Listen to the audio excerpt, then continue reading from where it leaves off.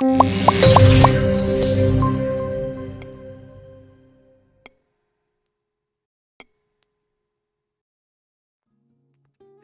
back to part 2 of an electrical panel inspection.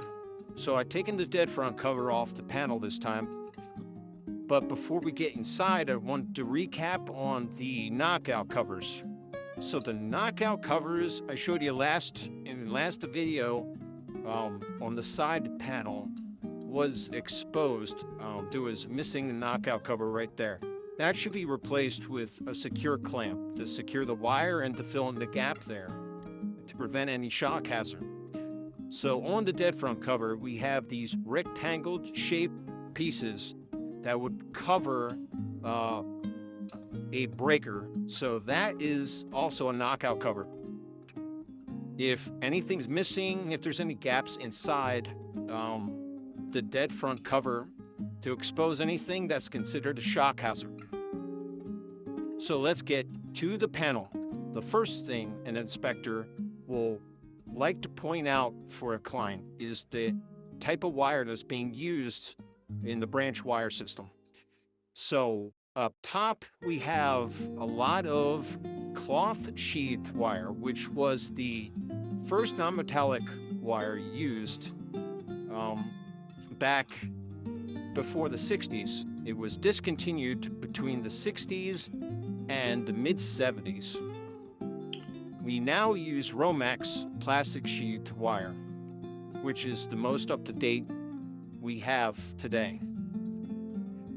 If we notice cloth sheath wire despite what kind of condition it's in, we still note it as being cloth sheath wire. In this instance, we would note that it's deteriorated. It looks like it's burnt and overheated. It's not, it's just old and withered. So we mark that up as a safety concern. The second thing, moving down inside of the panel, we would look for excessive sheathing inside the panel.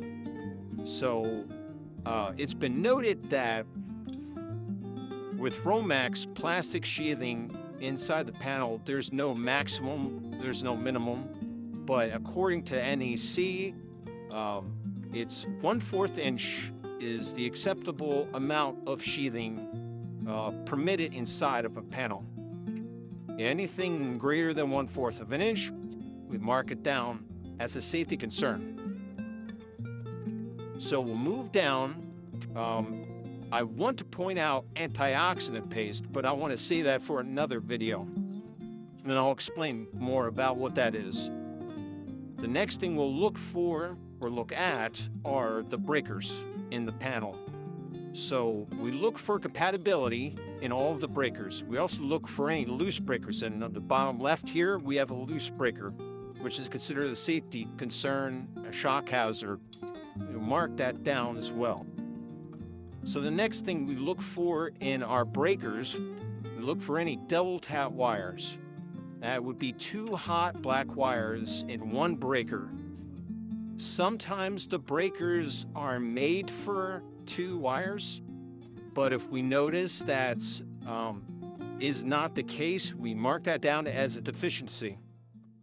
Then we look at our neutral bars.